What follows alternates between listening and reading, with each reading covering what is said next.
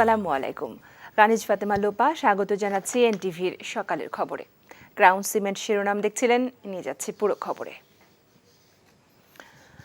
চলমান কোটা সংস্কার আন্দোলনে নেতৃত্ব দেওয়ার জেরে ঢাকা বিশ্ববিদ্যালয়ের শিক্ষার্থী সার্জিস আলমকে আবাসিক হল থেকে বের করে দেওয়ার অভিযোগ উঠেছে শাখা ছাত্রলীগের বিরুদ্ধে।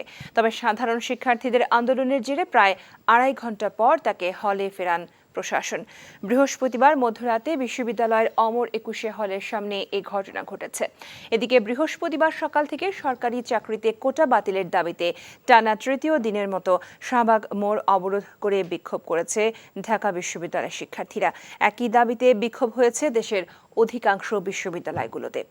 আবির আহমেদের রিপোর্ট। এখন জন্ম সনদ দিয়ে খোলো বিকাশ স্টুডেন্ট অ্যাকাউন্ট। নিজের বিকাশ নিজে কর। গভীর রাতে হঠাৎ করে ঢাকা বিশ্ববিদ্যালয়ের অমর 21 হলের সামনে জড়ো হন কয়েক হাজার শিক্ষার্থী। কোটা আন্দোলনের মূল সমন্বয়কদের একজনকে হল থেকে বের করে দেওয়ার খবর ছড়িয়ে পড়লে অমর 21 হলের সামনে জড়ো হয়ে আন্দোলন শুরু করে ওই হলসহ অন্যান্য হলে সাধারণ শিক্ষার্থীরা।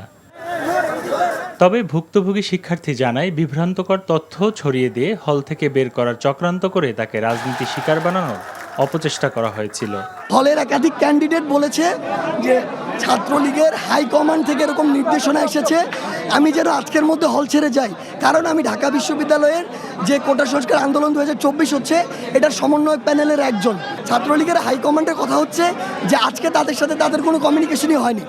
এরপরে ওই যে একাধিক ক্যান্ডিডেট তারা আমার সাথে দেখা করে বলে মানে মাফ চা বাদরে যে ভাই মানে আমরা এখানে একটা ওদের যে খেলাটা ছিল যে তারা আমাকে একটা মিস ইনফরমেশন দিয়ে যদি বের করতে পারে এই ক্রেডিটটা নিয়ে তারা পলিটিক্যালি একটা ফায়দা পাবে। এর আগে বৃহস্পতিবার দুপুর 12টায় রাজধানী শাহবাগ মোড়ে সড়ক অবরোধ করে ঢাকা বিশ্ববিদ্যালয়ের শিক্ষার্থীরা। সরকারি চাকুরিতে কোটা বাতিলের দাবিতে টানা 6 ঘণ্টা অবস্থান করেন তারা। 56% অবৈধ কোটা বাস্তবায়ন করার পায়তারা করা হচ্ছে। ছাত্র সমাজ শুধু নিজেদের জন্য নয়, নিজেদের ভবিষ্যৎ প্রজন্মকে রক্ষার জন্য বঙ্গবন্ধুর সোনার বাংলাদেশে কোনো ধরনের বৈষম্য বাস্তবায়ন করতে দেওয়া হবে না। মুক্তিযোদ্ধারা দেশের সূর্য সন্তান, কোটার মাধ্যমে তাদের সন্তানদের অসম্মান করা এটা ছাত্র সমাজ আসলে মেনে নিতে পারছে। 18 যে কোটা বাতিল করা হয়েছিল সেই কোটা যখন আবার পুনর্বহাল করা হলো, এই বিক্ষোভেই মূলত ছাত্র সমাজকে রাস্তায় নামতে বাধ্য হলো। শিক্ষার্থীদের অবরোধের কারণে শাহবাগ মোড়ে তীব্র যানজটে ভোগান্তিতে পড়েন যাত্রীরা। আর সরকারের পক্ষ থেকে দাবি না মানা পর্যন্ত আন্দোলন চালিয়ে যাওয়ার ঘোষণা দেন আন্দোলনরত শিক্ষার্থীরা। আন্দোলনে অংশ নিতে চাওয়া অনেক শিক্ষার্থীদের হলে আটকে রাখার অভিযোগও করেছেন কেউ কেউ।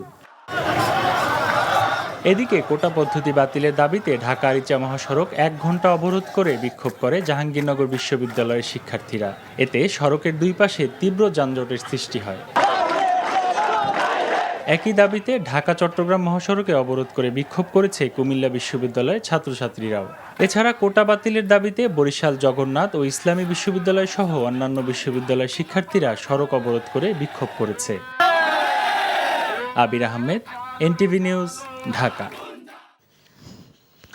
সর্বজনীন পেনশন প্রত্যয় স্কিমে অন্তর্ভুক্তি বাতিলের দাবিতে বৃহস্পতিবার 4র্থ দিনের মতো সর্বাত্মক কর্মবিরতি পালন করেছে পাবলিক বিশ্ববিদ্যালয়ের শিক্ষার্থীরা। এতে ক্লাস পরীক্ষা সহ বিশ্ববিদ্যালয়ের সব ধরনের একাডেমিক ও প্রশাসনিক কার্যক্রম বন্ধ রয়েছে। এদিকে আওয়ামী লীগ সাধারণ সম্পাদক ওবায়দুল কাদেরের সাথে আন্দোলনকারীদের বৈঠকের কথা থাকলেও তা হয়নি। কায়কোবাদ মাহমুদের রিপোর্ট। এখন জন্ম সনদ দিয়ে খোলো বিকাশ স্টুডেন্ট অ্যাকাউন্ট। নিজের বিকাশ নিজে কর। সার্বজনীন পেনশন স্কিম প্রত্যয় ঘোষণার পর থেকেই ক্ষোভে ফুঁসছেন পাবলিক বিশ্ববিদ্যালয়ের শিক্ষক, কর্মকর্তা ও কর্মচারীরা। আর এটি বাতিলের দাবিতে সোমবার থেকে অনির্দিষ্টকালের জন্য সর্বাত্মক কর্মবিরতি পালন করছেন তারা। একাডেমিক ও প্রশাসনিক সকল কার্যক্রম বন্ধ থাকায় অচলাবস্থা বিরাজ করছে দেশের উচ্চশিক্ষার প্রতিষ্ঠানগুলোতে। ক্লাস, পরীক্ষা, দাপ্তরিক কাজ বন্ধ থাকায় চরম ভোগান্তিতে পড়েছেন শিক্ষার্থীরা। আশঙ্কায় রয়েছেন সেশন জটের। অন্যদিকে প্রত্যয় স্কিমকে বৈষম্যমূলক ব্যবস্থা বলে অভিযোগ করেছেন শিক্ষকরা। তাদের দাবি, এই স্কিম চালু হলে আর্থিক ক্ষতিতে পড়বে পাবলিক বিশ্ববিদ্যালয়ের শিক্ষক সমাজ। আমরা যে যৌক্তিক আন্দোলন করছি, অর্থমন্ত্রী যেটি বলেছেন সেটিকে আমরা প্রত্যাখ্যান করেছি। অর্থমন্ত্রী মন্ত্রণালয় থেকে যে প্রজ্ঞাপন জারি করা হয়েছে সেটি শুভঙ্করের ফাঁকি এবং প্রতারণার ফাঁদ, সেটিকে প্রত্যাখ্যান করেছি। প্রত্যয় স্কিমের ফলে মেধাবীরা শিক্ষকতা পেশায় আসতে নিরুৎসাহিত হবে এমন আশঙ্কা জানিয়ে শিক্ষকদের সংগঠন দাবি জানায় স্বতন্ত্র পেনশন ব্যবস্থার। এদিকে আওয়ামী লীগ সাধারণ সম্পাদক ওবায়দুল কাদেরের সাথে শিক্ষক নেতাদের বৈঠক হয়নি। আপাতত স্থগিত, মিটিংটা হবে। শিক্ষামন্ত্রী মহোদয়ের সাথে কথা হচ্ছে, কিন্তু উনি এখন পর্যন্ত আমাদেরকে ডাকেন নাই। ডাকলে আমরা অবশ্যই আলোচনা যাব। সমাধান না হওয়া পর্যন্ত আমাদের যে 3 দফা দাবি সে বিষয়ে আমরা অনড়, আমরা সেখানে অবস্থান করব। সমাধান না হলে আমরা আন্দোলনে থাকব। দাবি আদায় না হওয়া পর্যন্ত কর্মবিরতি চলবে বলে জানান শিক্ষকরা। Kaykobad Mahmud, NTV news, Dhaka. দেশের দক্ষিণ পশ্চিম অঞ্চলের মানুষের ভাগ্য বদলের সারথি স্বপ্নের পদ্মা সেতু প্রকল্পের সমাপনী অনুষ্ঠানের শেষ মুহূর্তের প্রস্তুতি চলছে। এ উপলক্ষে সুধী সমাবেশে যোগ দিতে আজ মুন্সিগঞ্জের মাওয়া যাচ্ছেন প্রধানমন্ত্রী শেখ হাসিনা। এদিন বিকেলে সুধী সমাবেশ স্থলে যোগ দেওয়ার কথা রয়েছে তার। পদ্মা সেতু নির্মাণ কাজের সঙ্গে সংশ্লিষ্ট চীনা প্রতিষ্ঠানগুলোর চুক্তির মেয়াদ শেষ হওয়ায় দেশে ফিরে যাবেন ওই দেশের কর্মীরা। তাদের বিদায়ী অনুষ্ঠানে অংশ নিতে আবারও মাওয়া যাচ্ছেন প্রধানমন্ত্রী। তার আগমন উপলক্ষে বৃহস্পতিবার সমাবেশ স্থল পরিদর্শন করেছেন মুন্সিগঞ্জ 3 আসনের সংসদ সদস্য মোহাম্মদ ফয়সাল বিপ্লব। নিরাপত্তা নিশ্চিতে বিশেষ ব্যবস্থা গ্রহণ করেছে প্রশাসন। পদ্মা সেতু প্রকল্পের অনুষ্ঠান শেষে সড়ক পথে গোপালগঞ্জে যাবেন শেখ হাসিনা। টুঙ্গিপাড়া পৌঁছে জাতির পিতার সমাধিতে শ্রদ্ধা জানাবেন প্রধানমন্ত্রী। শনিবার দলীয় নেতাকর্মীদের সাথে মতবিনিময় সহ কয়েকটি অনুষ্ঠানে যোগ দেবেন তিনি। মধ্যাহ্নভোজের পর ঢাকায় ফিরবেন সরকার প্রধান। তিস্তা বাংলাদেশের নদী, এর ব্যবস্থাপনা বিষয়ক সিদ্ধান্ত বাংলাদেশই নেবে, এমন মন্তব্য করে ঢাকায় নিযুক্ত চীনের রাষ্ট্রদূত ইয়াও ওয়েন বলেছেন, বাংলাদেশ যেই সিদ্ধান্তই নিক চীন তা স্বাগত জানাবে। বৃহস্পতিবার জাতীয় প্রেস ক্লাবে diplomatic correspondents association of Bangladesh DCAB আয়োজিত আলোচনা অনুষ্ঠানে চীনের রাষ্ট্রদূত এ কথা জানান। প্রধানমন্ত্রী শেখ হাসিনার আসন্ন চীন সফর দুই দেশের যৌথ উন্নয়নে নতুন মাত্রা যোগ করবে বলে উল্লেখ করেন তিনি। তিস্তায় বাঁধের ব্যাপারে বাংলাদেশ কোন পক্ষে যাবে এটা তাদের ব্যাপার, তবে যেই সিদ্ধান্তই বাংলাদেশ নেবে আমরা তাকে সম্মান জানাবো। কিন্তু আমরা বিশ্বাস করি এতে আমাদের দুই দেশেরই সমান স্বার্থ রয়েছে। প্রধানমন্ত্রী শেখ হাসিনার চীন সফরে যুগান্তকারী কিছু চুক্তি দুই দেশের ভেতর হবে, যা চীন ও বাংলাদেশের যৌথ উন্নয়নকে ত্বরান্বিত করবে। বাংলাদেশের রিজার্ভ সংকট উত্তরণেও চীন সহযোগিতা করতে আগ্রহী। ক্ষমতার অপব্যবহার ও দুর্নীতি করে সম্পদ গড়ার অভিযোগে একের পর এক সরকারি কর্মকর্তাদের সম্পদ জব্দ করার আদেশ দিচ্ছে আদালত। এবার রাজস্ব বোর্ডের আরেক কমিশনার মোহাম্মদ এনামুল হকের 9তলা বাড়ি, 2টি ফ্ল্যাট, 3টি বাণিজ্যিক স্পেস এবং বাড্ডা ও গাজীপুরের জমি জব্দ করার নির্দেশ দিয়েছে আদালত।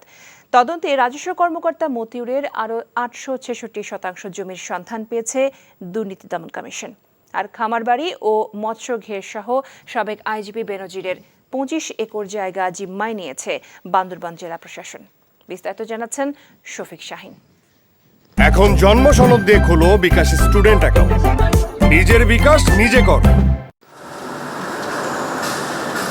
একের পর এক সরকারি কর্মকর্তাদের দুর্নীতির চিত্র বের হয়ে আসছে আদালতের মাধ্যমে। যেসব কর্মকর্তা দুর্নীতির বিরুদ্ধে অবস্থান নিয়ে সরকারি কোষাগারে অর্থ জমা করার কথা, সেই সব সরকারি কর্মকর্তা ব্যবসায়ীদের জিম্মি করে ঘুষের মাধ্যমে নিজেদের সম্পদের পাহাড় গড়েছেন। তাদের একজন customs valuation and internal audit বিভাগের কমিশনার মোহাম্মদ এনামুল হক। বসুন্ধরার জি ব্লকে 9তলা বাড়ি, বনানী ও কাকরাইলে 2টি ফ্ল্যাট, মোহাম্মদপুরে 3টি বাণিজ্যিক স্পেস, গুলশানে কার পার্কিং এবং বাড্ডা ও গাজীপুরে জমি কিনেছেন, যা জব্দের নির্দেশ দিয়েছেন আদালত। এদিকে সাবেক পুলিশ প্রধান বেনজির আহমেদ ও তার স্ত্রী কন্যার নামে থাকা বান্দরবানের খামার বাড়ি ও মৎস্য ঘের সহ 25 একর জায়গা জিম্মায় নিয়েছে বান্দরবান জেলা প্রশাসন। আদালতের নির্দেশনা মোতাবেক জেলা প্রশাসকের রিসিভার নিয়োগ করেছে। আজকে আমরা আমাদের রিসিভার কমিটি যেটি আছে সেটি এখানে এসে পরিদর্শন করেছে, বাকি দেখভাল কমিটি করবে। গণমাধ্যমে বেনজির পরিবারের অঢেল সম্পদের তথ্য বের হওয়ার পর তদন্তে নামে দুর্নীতি দমন কমিশন। হাজার বিঘা জমি, রিসোর্ট, বাড়ি, প্লট, ফ্ল্যাট এবং মাছের খামার জব্দ করে তত্ত্বাবধায়ক নিয়োগের আদেশ দেন আদালত। এসব সম্পদের বৈধ আয়ের তথ্য জানতে সম্পদের হিসাব চেয়ে দুর্নীতি দমন কমিশন নোটিশ পাঠিয়েছে বেনজির পরিবারকে। এদিকে বহুল আলোচিত সমালোচিত রাজস্ব বোর্ডের সদস্য মতিউর রহমান ও তার স্ত্রী সন্তানদের নামে থাকা 866% জমি ও ঢাকার 4টি ফ্ল্যাট জব্দের আদেশ দিয়েছেন আদালত। এছাড়া সম্প্রতি রাজস্ব বোর্ডের প্রথম সচিব কাজী আবু মাহমুদ ফয়সল ও তার পরিবার সদস্যদের সম্পদ জব্দের আদেশ দিয়েছেন আদালত। Shafiq Shahin, NTV news, Dhaka. সরকারি কর্মকর্তাদের দুর্নীতি নিয়ে সরাসরি কোনো আলোচনা না হলেও সচিব সভায় গুরুত্ব পেয়েছে শুদ্ধাচার ও সুশাসন ইস্যু। দ্রুততম সময়ে সরকারি কর্মচারী আচরণ বিধিমালার সংশোধনী আনতে নির্দেশ দেওয়া হয়েছে বলেও জানিয়েছেন মন্ত্রিপরিষদ সচিব মাহবুব হোসেন। বৃহস্পতিবার বিকেলে সচিবালয়ে বৈঠক শেষে মন্ত্রিপরিষদ সচিব বলেন, বাজেট বাস্তবায়ন ও সরকারের নির্বাচনী ইশতেহার ও প্রধানমন্ত্রীর বিভিন্ন নির্দেশনা নিয়েও আলোচনা হয়েছে। বলেন, শুদ্ধাচার নীতিমালা আছে, সেটি আপডেট করার চিন্তা চলছে। এছাড়া আচরণবিধি আপডেটের অগ্রগতির বিষয়ে তথ্য নেওয়া হয়েছে, এটা শিগগিরই চূড়ান্ত হবে। পাশাপাশি তৃণমূলের সরকারি সেবা যেন ঠিক মতো দেয়া হয় তা জোরালোভাবে সচিবদের মনিটর করার নির্দেশ দিয়েছেন মন্ত্রিপরিষদ সচিব। প্রশ্নের জবাবে বলেন, 2-1 জনের অপকর্ম নিয়ে আলোচনা করতে এই সচিব সভা ডাকা হয়নি। বাজেট বাস্তবায়ন নিয়ে আমরা আলোচনা করেছি। আমাদের যে শুদ্ধাচরণ নীতিমালাটা এখন আছে, যে এইটি আমরা কিন্তু এখন একটা আপডেট করার চিন্তা ভাবনা করছি। সেটা যে আচরণ বিধি ছিল 1979 সালের, তো ওইটিকে আপডেট করার কার্যক্রম চলছিল। সেটির অগ্রগতি কি সেটি আমরা জেনেছি এবং আমরা আশা করছি যে খুব দ্রুতই সেটি হয়তো ফাইনাল হয়ে যাবে। ষষ্ঠ উপজেলা পরিষদ নির্বাচনে নির্বাচিত চেয়ারম্যানদের অর্ধেকই কোটিপতি এবং সম্পদশালীরাই বেশি নির্বাচিত হয়েছেন। বৃহস্পতিবার জাতীয় প্রেসক্লাবের সংবাদ সম্মেলনে সুশাসনের জন্য নাগরিক সুজন এই তথ্য তুলে ধরে। সুজনের বিশ্লেষণ বলছে, নির্বাচনে রাজনৈতিক দল ও ভোটারদের মধ্যে অনাস্থা যেমন বেড়েছে, তেমনি ছিল টাকার প্রভাব। নিয়ামুল আজিজ সাদেকের রিপোর্ট। ষষ্ঠ উপজেলা পরিষদ নির্বাচনে অংশ নেয়া চেয়ারম্যান প্রার্থীদের মধ্যে ৭৭% পেশায় ব্যবসায়ী, যাদের বেশিরভাগই জয়ী হয়েছেন। সংবাদ সম্মেলনে এমন বিশ্লেষণ তুলে ধরেন সুজনের কেন্দ্রীয় সমন্বয়কারী দিলীপ কুমার সরকার। প্রতিদ্বন্দ্বী প্রার্থীদের মধ্যে 67.66% ছিলেন ব্যবসায়ী, আর নির্বাচিতদের মধ্যে আমরা দেখছি 76.60% ব্যবসায়ী। এই প্রবণতা থেকে আমরা দেখছি যে ব্যবসায়ীরা এখন নির্বাচনের দৌড়ে তারা এগিয়ে আছেন। বিশ্লেষণে দেখা যায়, মোট 470 জন নির্বাচিতদের মধ্যে 227 জনের সম্পদ কোটি টাকার উপরে।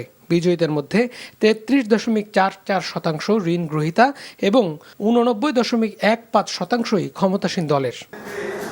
সংবাদ সম্মেলনে সুজনের সম্পাদক বলেন, উপজেলা নির্বাচনের উপর আস্থাহীনতা ছিল দল ও ভোটারদের মধ্যে।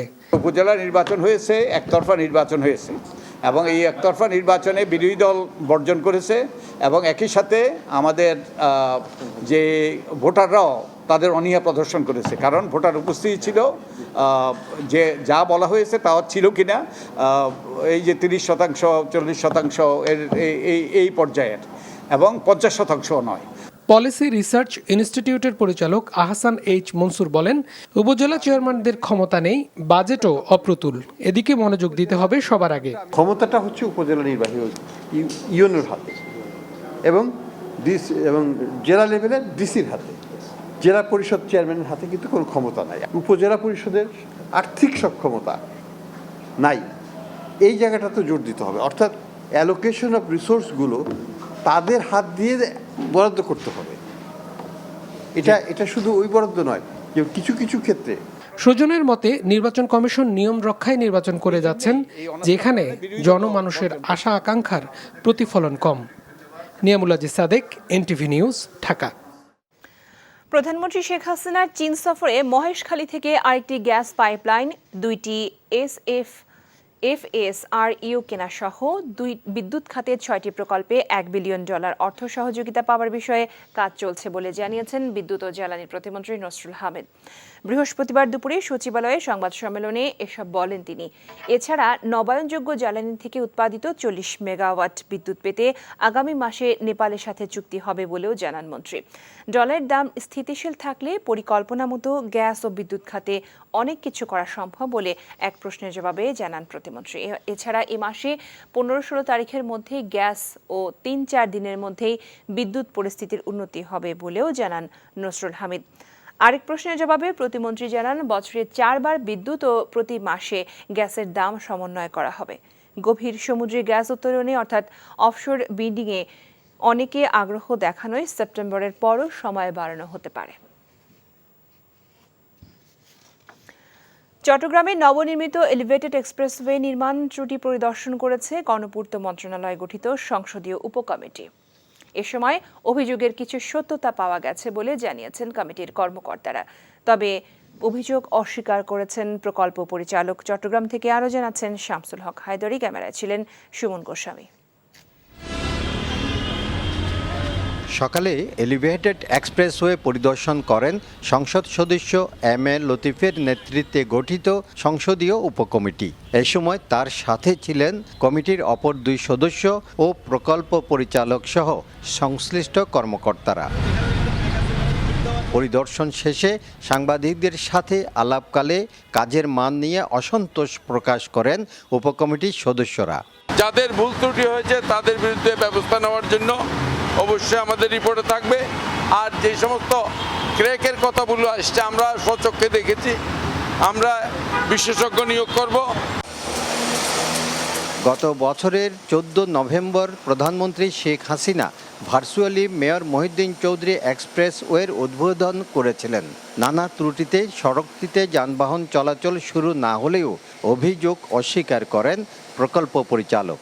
এটা 4 জন এক্স প্রফেসর আছে এটার সাথে, ওনারা 3 দফায় আসছেন। এটা কোনো সমস্যা না, স্ট্রাকচারালি কোনো সমস্যা না। এটা যেখানে যেখানে হেয়ার ক্যাকগুলো দেখা গেছে এগুলো একটা ফ্লুইড আছে, ওটা দিয়ে সিল করে দিয়ে আপনার গাড়ির জন্য ছেড়ে দেন। এটা ফিউচারে আর কোনো সমস্যা হবে না। 4,298 কোটি 95 লাখ টাকা ব্যয়ে নির্মিত 15 কিলোমিটারের বেশি দীর্ঘ এক্সপ্রেসওয়েটি বাস্তবায়ন করছে চট্টগ্রাম উন্নয়ন কর্তৃপক্ষ, যা নগরের লালখান বাজার থেকে শুরু হয়ে পতেঙ্গায় গিয়ে শেষ হয়েছে। শামসুল হক হায়দরি, এনটিভি নিউজ, চট্টগ্রাম। নানা আয়োজনে সারা দেশে উদযাপিত হয়েছে এনটিভির প্রতিষ্ঠা বার্ষিক। সব শ্রেণী পেশার মানুষ শুভেচ্ছা ও অভিনন্দন জানিয়েছেন দর্শক নন্দিত চ্যানেলটিকে। তাদের আশা এনটিভি তার বস্তুনিষ্ঠতা ধরে রাখবে, কথা বলবে দেশ ও জনগণের কল্যাণে। বিস্তারিত জীবন আহমেদের ডেস্ক রিপোর্টে।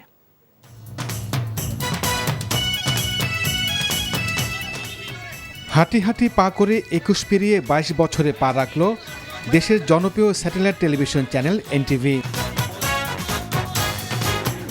বস্তুনিষ্ঠ সংবাদ ও মানসম্পন্ন অনুষ্ঠান করায় সবসময় দর্শকদের আস্থা কুড়িয়েছে চ্যানেলটি। চট্টগ্রামে নানা কর্মসূচির মধ্য দিয়ে পালিত হয়েছে এনটিভির প্রতিষ্ঠা বার্ষিক। নগরীর প্রেস ক্লাব মিলনায়তনে অনুষ্ঠানে city mayor M Rezaul Karim, জেলা পরিষদের চেয়ারম্যান সহ বিশিষ্ট জনেরা উপস্থিত ছিলেন। 22 বছর টিকি থাকাটা খুব চ্যালেঞ্জের ব্যাপার। এমটিভি সেই চ্যালেঞ্জকে মোকাবেলা করেই আজকের এই অবস্থানে। কেক কাটা আলোচনা সভার মধ্য দিয়ে বরিশালে পালিত হয়েছে এনটিভির প্রতিষ্ঠা বার্ষিক। প্রশাসনের ঊর্ধ্বতন কর্মকর্তা ছাড়াও নানা শ্রেণী পেশার মানুষ প্রতিষ্ঠা বার্ষিকীতে শুভেচ্ছা জানান। সাভারে নানা আয়োজনে উদযাপিত হয়েছে এনটিভির প্রতিষ্ঠা বার্ষিক। সাভার সিটিজেন ক্লাবে আলোচনা সভায় ঢাকা জেলা আওয়ামী লীগ সভাপতি বীর মুক্তিযোদ্ধা বেনজির আহমেদ, সাবেক দুর্যোগ প্রতিমন্ত্রী ডাক্তার এনামুর রহমান উপস্থিত ছিলেন। বস্তুনিষ্ঠ সংবাদ প্রকাশ করায় এনটিভির ভূয়সী প্রশংসা করেন অতিথিরা। 22 বছর পদার্পণ করেছে। আমি আমার ধামরাইবাসীর পক্ষ থেকে স্বরাষ্ট্র মন্ত্রণালয় সংসদীয় স্থায়ী কমিটির পক্ষ থেকে আমি ধন্যবাদ জানাই। নারায়ণগঞ্জে কেক কাটা আলোচনা সভার মধ্য দিয়ে পালিত হয়েছে প্রতিষ্ঠা বার্ষিক। বক্তারা দেশ ও জাতির কল্যাণে এনটিভির আরও অগ্রণী ভূমিকা পালনের আহ্বান জানান। এনটিভির 22 বছর পদার্পণ উপলক্ষে ঠাকুরগাঁয়ে আলোচনা সভা, কেক কাটা ও র্যালি অনুষ্ঠিত হয়েছে। কারো মুখপাত্র নয়, বস্তুনিষ্ঠ সংবাদ ও মানসম্পন্ন অনুষ্ঠান নিয়ে এনটিভি সামনে এগিয়ে যাবে বলে আশাবাদ জানান বিশিষ্টজনেরা। 22 বছর পদার্পণ উপলক্ষে কুষ্টিয়ায় আলোচনা সভায় বক্তারা এনটিভির সাফল্য কামনা করে আগামীতে দেশ ও জাতির কল্যাণে এগিয়ে আসবে বলে আশাবাদ ব্যক্ত করেন। কেরানীগঞ্জে নানা কর্মসূচিতে পালিত হয়েছে দর্শকনন্দিত এনটিভির 22 বছর পদার্পণের অনুষ্ঠান। প্রশাসনের ঊর্ধ্বতন কর্মকর্তা ছাড়াও নানা শ্রেণী পেশার মানুষ অনুষ্ঠানে উপস্থিত ছিলেন। জীবন আহমেদ, এনটিভি নিউজ ডেস্ক। এই ছিল সকালের খবরে। এই খবরে ভিডিও সহ আপডেট জানতে ভিজিট করুন এনটিভি অনলাইন www.ntvbd.com। এছাড়াও এনটিভির জনপ্রিয় সব অনুষ্ঠান ও খবরের আপডেট জানতে ভিজিট করুন আমাদের ইউটিউব ও ভেরিফাইড ফেসবুক পেজ। সবাইকে ধন্যবাদ এতক্ষণ সাথে থাকার জন্য।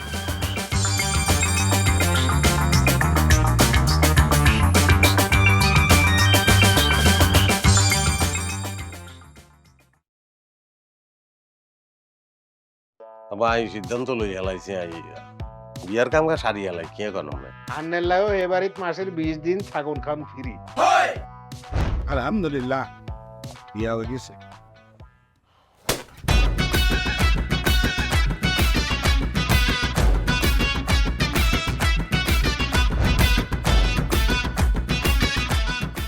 জীবনে কোনোদিন হুইনছেন লাউ আর কচুলই পোলার হোর বাড়িত কেউ গেছে আর কথার বাইরে যদি এক পা আপনি যান আই আন্নেরে সোজা তালাক দি দিমু বুঝছেন নি? ভাইয়া কিছু টিয়া পয়সা দেন না। কামড় দে আরে খাই পেলা, লবণ দিয়ে আরে খাই পেলা। আই চাই না আর জামাই ঘর জামাই থাক, আন্নে আমারে আন্নে কো বাড়িতে লই চলেন। হায় আল্লাহ রে কাশেম কাশেম আমনেরে বহায় বহায় খাওয়াইতে পারতাম না, আমি কাম করি খান। এরে কাম করছি নি খেতে কোনোদিন নাই। আচ্ছা আর জীবনটা লইছি এরকম চিনিমিনি কিল্লেই কিল্লি। তুই কি আর হোলারে বিয়ে দি হোর বাড়িতে আড়াইছ না জেলখানা ঢুকেছিস? অন আরে তো ওই বাড়িতে একবার যাইতে হতো না কিল্লে।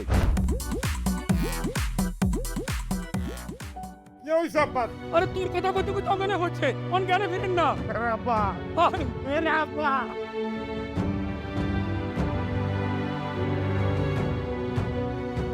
ওরে আর ডঙ্গের কথা রে, আমরা বলি স্বামী স্ত্রী, শুনেন আন্নে আর কাগজের স্বামী, মনে প্রাণে ন।